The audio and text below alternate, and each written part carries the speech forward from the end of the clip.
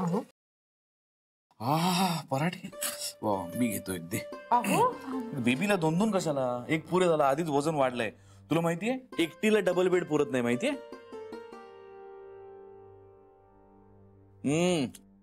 सुंदर अप्रतिम. ऍक्च्युली मी त्यांच्याच खोलीत चालले होते, पण अजूनही या घराचा भूगोल तितका नीट कळत नाहीये, म्हणून हा सगळा गोंधळ. असं होतंय का?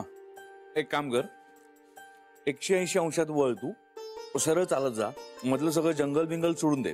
विषुववृत्तावर पोचलीस ना की 90 अंशाच्या कोणात बेबीची रूम. कळेल तुला, सोप्पं एकदम. जा. अगं ऐक जान्हवी, असं काय हो? असं सांगितलं तर कसं कळेल तिला भूगोल? तिचं तिला कळू दे. तुम्हाला सगळ्यांना फार घाई आहे सगळ्या गोष्टी सांगायची. काय होईल फार फार तर 2-3 दिवस साच पडेल, काही प्रॉब्लेम होणार नाही. त्या बिचारीने आज स्वतःहून इतक्या आपुलकीने ब्रेकफास्ट केला. त्याचं कौतुक करायचं सोडून तुम्ही सगळ्या फक्त तिला शहाणपणा शिकवा. सॉरी ना. सॉरी.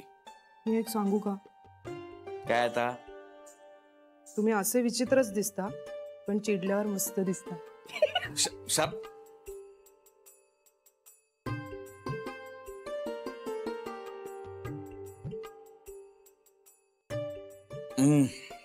बेबीच्या वाटचा.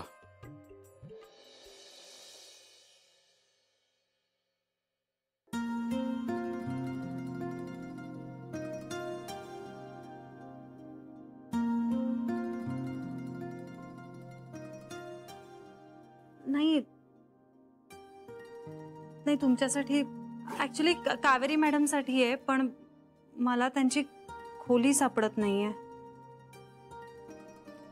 इट्स ओके, तुमचं चालू दे, मी आलेच. अगं ये ग, बस जरा बस.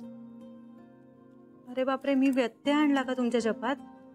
नाही ठीक आहे, तू बस ना, मला जरा बोलायचंच होतं ग तुझ्याशी. ये. ऍक्च्युली कावेरी मॅडमना ब्रेकफास्ट द्यायचा आहे, मी त्यांची खोली. अगं सांगते तुला सगळं, पण आधी ना मला जरा बोलायचं होतं तुझ्याशी. मी हा जप कुणाचा करत होते माहितीये तुला? अत्यानंद बाबांचा. आठवलं तुला? नाही, तुमच्या बोलण्यावरनं असं वाटलं. हो, पण ते कसे महान आहेत, कसे अंतर्ज्ञानी आहेत आणि किती द्रष्टे आहेत ते कुठे माहितीये तुला? तू ना माझ्या बरोबर एकदा त्यांच्या मठात ये. अगं भलभल ते विकार घेऊन येतात लोक त्यांच्याकडे, आणि त्यांनी एकदा डोक्यावर हात ठेवला ना की मन आणि शरीर अगदी ठणठणीत होऊन जातं बघ. तुला या जन्मातलं काय, मागच्या जन्मातलं सुद्धा सगळं आठवायला लागेल. ये. हा येते. अगं अशी नाही म्हणाले मी तुला, माझ्या बरोबर मठात ये असं म्हटलं. तसा श्रीचा विश्वास नाहीये याच्यावर, पण असं असतं ग. बरोबर आहे की नाही? असतं की नाही असं? मी खरं सांगू का, मी व्यक्तिपूजा नाही मानत, आवडत नाही मला. म्हणजे देवापेक्षा एखादा माणूस मोठा असतो हे मला पटत नाही. पण हे माझं मत आहे, प्रत्येकाची आपापली श्रद्धा असते. अगं नाही, बरोबर आहे, देवापेक्षा माणूस मोठा नसतोच कधी, पण माणूस हा देवाचाच अंश आहे की नाही? पण तसं बघायला गेलं तर मग झाडं, पानं, फुलं हे पण तर देवाचेच अंश आहेत. मग मानायचं तर त्यांना मानावं ना, त्यांची पूजा करावी, निसर्गाची पूजा करावी. अत्यानंदांची पूजा, आय एम सॉरी, मी जरा जास्त बोलले. म्हणजे मी मानत नाही म्हणून, पण मला तुमच्या श्रद्धेचा आदर वाटतो खरंच. मी सुद्धा असंच म्हणतो, पण मी काय म्हणते, तू एकदा माझ्या बरोबर चल ना, तुला प्रत्यक्ष अनुभव आला ना की मत बदलेल बघ तुझं. अवघड आहे, मला नाही वाटत मी हे करू शकेन. ठीक आहे, मी सांगायचं काम केलं, तुझी तुला सद्बुद्धी येऊ दे. बरं मी निघू का? कुठे निघालीस? कावेरी मॅडमना ब्रेकफास्ट द्यायचा, त्यांना उशीर होईल मग. अगं पण तू कशाला? ऐका ना, मी सगळ्या प्रश्नांची उत्तरं मग देते, मी आधी त्यांना ब्रेकफास्ट देऊन येते. मी आलेच. अत्यानंदाय नमः. ओम अत्यानंदाय नमः.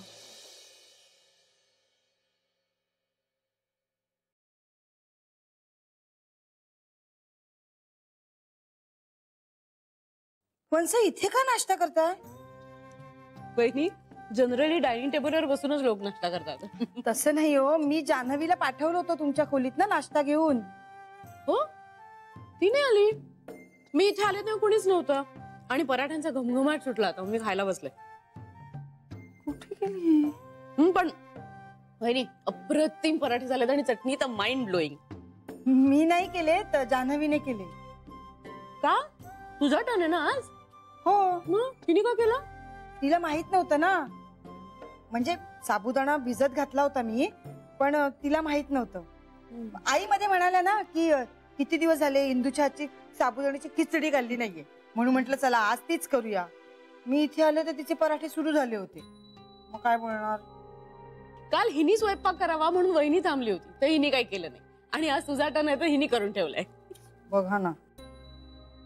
वंस, मी काय म्हणते, आपण तिला सांगूया का? म्हणजे आपण कसे आळीपाळीने स्वयंपाक करतो, नाश्ता करतो, जरा समजूया का तिला? नको बाबा नको, खरंच नको. का? अगं कालच तिला ओरडली मी. आता परत काही बोलले आणि तिने वेगळाच अर्थ लावला त्याचा तर. आणि आई म्हणाली आहे ना की घाई करू नका, हळूहळू शिकेल सगळं. ती तर शिकेल, जमेल तिला. हा, जमेल तिला. मी थोडा चहा टाकते, तुम्ही घेताय? चालेल मला. ए वहिनी, हा, आता साबुदाण्याचं काय करशील? आता काय करणार, तसाच ठेवून देते फ्रीज मध्ये. उद्या बघू. खरं सांगू का वंस, जान्हवी होती ना म्हणून मी जरा शांत तरी बसले, काही बोलले नाही.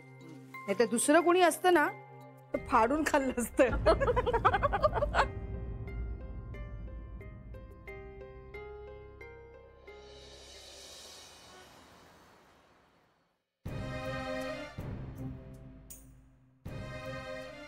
अजून स्वयंपाकही झाला नाहीये?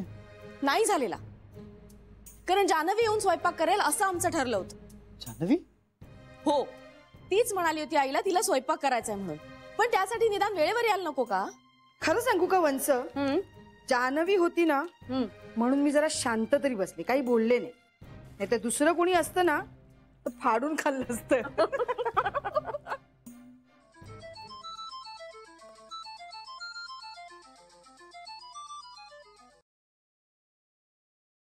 हा याची बोल ग. काही नाही रे, सहज फोन केला, म्हटलं जरा गप्पा मारूया. अरे वा. अरे वा काय? नाही, तू सहज गप्पा मारायला फोन केलास असं म्हणालीस म्हणून. अरे घरात तुझ्याशी बोलणंच होत नाही बघ. बरेच दिवस मला तुझ्याशी बोलायचं, म्हटलं फोनच करावा तुला. काय झालं रे? आईची एकेकाळी असंच अंडरस्टँडिंग होतं माझ्यात आणि जान्हवी मध्ये. एकमेकांकडे बघून सुद्धा आम्हाला गोष्टी कळायच्या. मग ते नातं नव्याने निर्माण कर श्री. नातं निर्माण करण्यात गंमत असते. आता या सगळ्यानंतर पहिल्याच दिवशी तुला नात्याचं ते टोक गाठायला अवघड जाणार, हो की नाही? नव्यानं नातं निर्माण कर, नव्यानं सूर जुळतील. कदाचित तुला नवीन सूर सापडतील. वाटतंय असं तुला? तुला नाही वाटत? शंका वाटते. कसली? का कोण जाणे आईची, पण मुळात जान्हवी अनंत चतुर्दशी नंतर आपल्या घरात राहील का ह्याचीच शंका वाटते मला. आईची अजून ती कम्फर्टेबलच नाहीये घरात. उपऱ्यासारखी वागते. अगदी तिच्या कपड्यांपासून ते कोणाला काय संबोधायचं इथपर्यंत प्रत्येक गोष्टी तिचं अवघडले पण दिसतंय. आईच्या एका पैशाचा कम्फर्ट नाहीये तिच्या वागण्यात. आणि तिचं आणि बाकी सगळ्यांचं जे ट्युनिंग होतं ना पूर्वी, त्याच्या 10% सुद्धा आता दिसत नाही.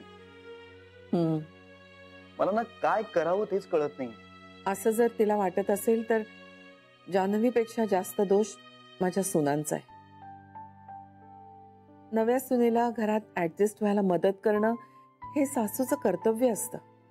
आणि जान्हवी अजूनही अवघडलेली असेल तर तो दोष आमचा आहे. नाही नाही, तसं डायरेक्टली कोणीच काही तिला आता. हे बघ, नेहमी सगळं डायरेक्टच असायला पाहिजे असं नाही. काही गोष्टी जाणीवीच्या पातळीवर पण असतात. काही काळ तुम्ही दोघच जण राहिलात तर. नाही नाही, नको नको. आईजी अगं, तुम्ही सगळ्याजणी माझं आयुष्य आहात आणि तुमच्या सकट तिनं मला ऍक्सेप्ट करायला पाहिजे, मला स्वीकारायला पाहिजे. नाहीतर मला अर्धवट स्वीकारल्यासारखं होईल ना. नाही नाही, आपण या ऑप्शनचा विचारच नको करूया. हा, जान्हवी इथे आपल्या सगळ्यांमध्येच राहायला हवी.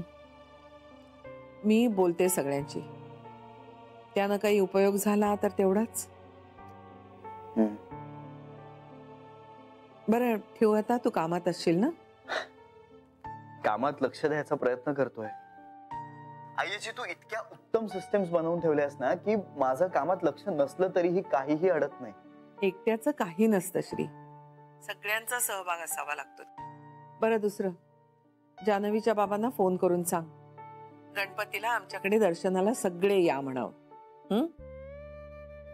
बर, नक्की करतो. बरं ठेवू मग फोन, भेटू संध्याकाळी. Bye bye.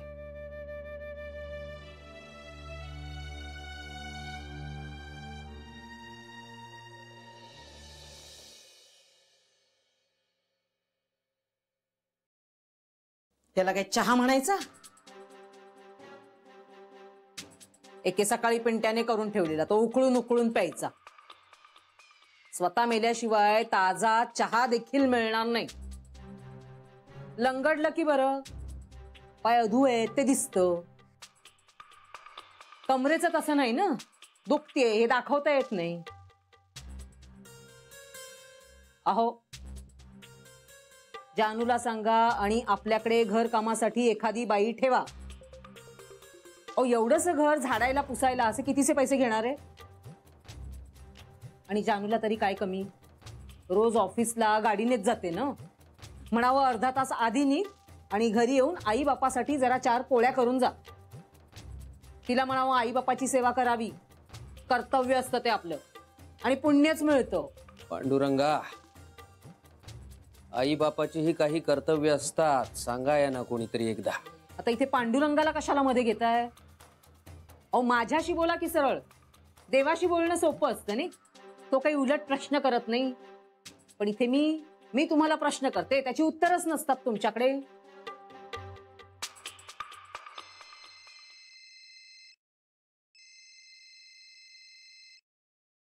हॅलो. हॅलो. हा बाबा, श्रीरंग बोलतोय. हा नमस्कार, बोला बोला. बाबा आमच्याकडे गणपतीच्या दर्शनाला तुम्ही तिघांनी यायचंय, तुमच्या सवडीने या. धन्यवाद धन्यवाद. पण झालंय असं की. नाही नाही नाही बाबा, पण वगैरे काही नाही, तुम्हाला यावंच लागणार. अहो नाही, आम्हालाही आवडेलच की यायला. पण काय झालंय ठाऊक आहे का, पाय खूप त्रास देत आहेत. म्हणजे जवळचा प्रवास असला ना तरी सुद्धा नको वाटतं अगदी. अहो मग गाडी पाठवतो ना, तुम्ही फक्त तुमची वेळ सांगा. अहो नाही, ते सगळं तुम्ही करालच की, त्याबद्दल प्रश्नच नाही. पण खरंच अवघड वाटतंय मला. बाबा यंदा नको. यंदा जरा समजून घ्या तुम्ही. पुढल्या वर्षी नक्की येऊ तुमच्याकडे आम्ही, आणि पुढल्या वर्षी सगळं छान झालेलं असणार आहे. यंदा आम्ही इथूनच नमस्कार करतो बाप्पाला. बाप्पाला सांगणार आहे मी, माझ्या लेकीला आणि जावई बापूंना खूप खूप आशीर्वाद द्या म्हणून. ठीक आहे. नाही म्हणजे तुम्ही आला असतात तर खरंच आवडलं असतं आम्हाला. कळतंय मला, पण यावर्षी नको, समजून घ्या. ठीक आहे बाबा, तुम्हाला हवं तसं. रागावू नका. हो चालेल, काळजी घ्या. ठेवतो फोन. धन्यवाद.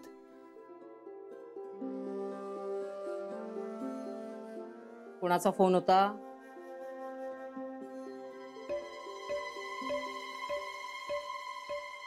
जावई बापूंचा होता का? काय ते बोलावतायत का आपल्याला? छे, ते कुठले आपल्याला बोलवायला? आपण त्यांच्या घरात ठिगळ लावल्यासारखे दिसलो असतो ना. पांडुरंगा, काय म्हणते मी? काय हरकत होती आपल्याला बोलावलं असतं तर? निदान मोठ्यांच्या घरचा सण कसा असतो तो तरी पाहता आला असता ना.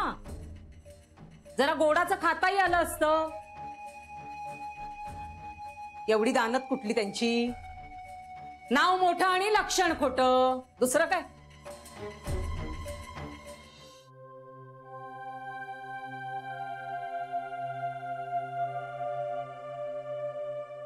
असं का होत आहे? काहीतरी काहीतरी बिनसतंय. माझं चुकतंय का? मीच जरा जास्त उत्साहात आहे का? घरच्यांना आपलंसं करण्याच्या नादात माझ्याकडून जरा आगाऊपणाच होतोय. पण मी तर फारच जुजबी बोलतेय. असं कसं सासवांशी गप्पा मारत बसणार? काय बोलायचं कळतच नाहीये मला. पण मग न बोलण्यामुळेच गैरसमज होत असतील का? कोण जाणे. आता काल मी आईजींना ब्रेकफास्ट बद्दल विचारलं. परत इंद्रायणी मॅडमशी ते बोलायला हवं होतं. हे डोक्यातच नाही आलं माझ्या. माझ्यामुळे ना या घरातल्यांचं रुटीन डिस्टर्ब होत आहे. मग साहजिकच आहे ना, कुणालाही राग येईल.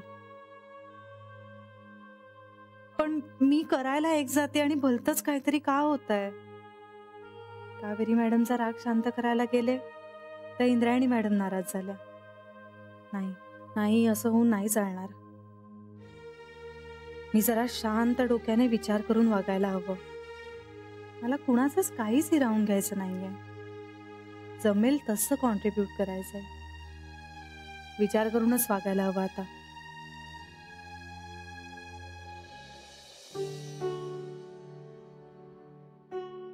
अशी शिक्षा केल्यासारखी उभी राहू नकोस. त्यातून मला काही कळत नाहीये. तुम्हाला कळलंय आई. मला तुझ्या तोंडून ऐकायचंय. आई माझं चुकलं. काय वागणं म्हणजे मी खिचडीच्याच तयारीने गेले होते स्वयंपाकघरात.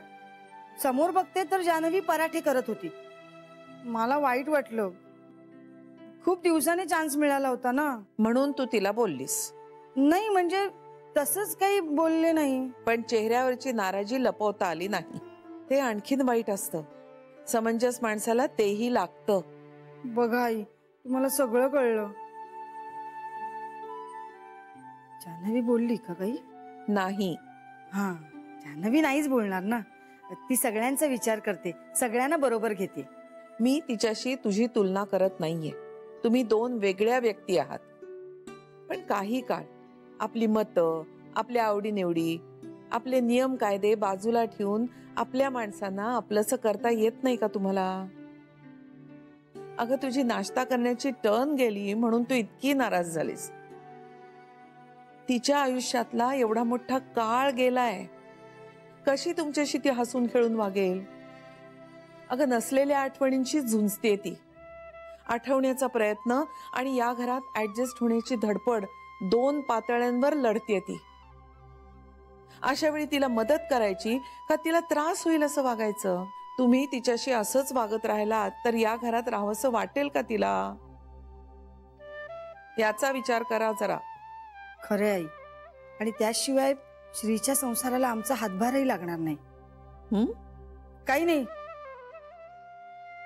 आई, पुन्हा एकदा सॉरी. मी हे पुढे लक्षात ठेवेन. नाही अशी वागणार. जा आता.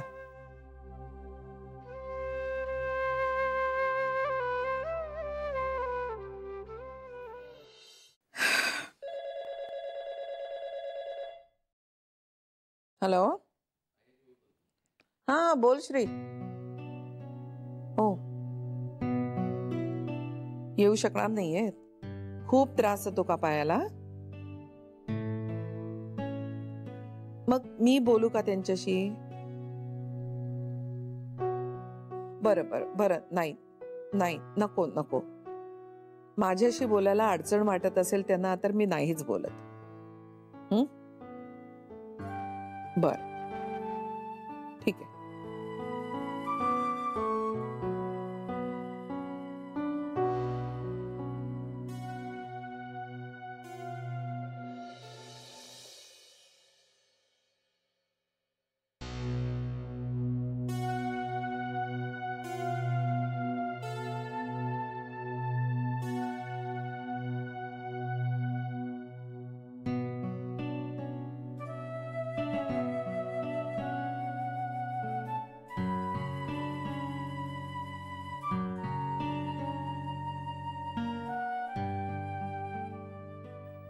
हे काय मी शतपावली घालते तुमच्या बरोबर. कशाला? जेवणानंतर जागपाक करताना होतेच की तुमची शतपावली. आम्हाला मुद्दामून घालावी लागते. अशी कुठे पडल्या पडल्या झोप लागणार आहे? चालून चालून दमले तर निदान दमून तरी झोप लागेल. अगं आपली झोप उडवून काय होणार आहे? नाही, तसं कशानीच काहीच होणार नाहीये. पण आपल्या जीवाला लागलेला घोरही कमी नाही होणार आहे ना. बघता बघता अनंत चतुर्दशी आली. जान्हवीला घरात येऊन इतके दिवस झालेत, पण तिच्या मनात नेमकं काय चाललंय हे काही कळत नाहीये. बोलणाऱ्या माणसांचं कसं असतं, जास्त बोलतील कदाचित थोडंसं, पण निदान त्यांच्या मनात काय आहे हे तर कळतं आपल्याला. हिच्या मनाचा तर थांगपत्ताच लागत नाहीये. लागेल, एक दिवस नक्की लागेल. हो, पण कधी? ज्या दिवशी तिचा निर्णय ती आपल्याला सांगेल त्या दिवशी कळेल. तिचा सगळा विचार झाल्यानंतर एकदा तिने निर्णय घेतला की आपण तो बदलूही नाही शकणार ना. नर्मदा, तिचा जो काही निर्णय असेल ना तो आपल्याला आदरानं स्वीकारावा लागेल. म्हणजे ती जाते म्हणाली की तिला आनंदाने निरोप द्यायचा.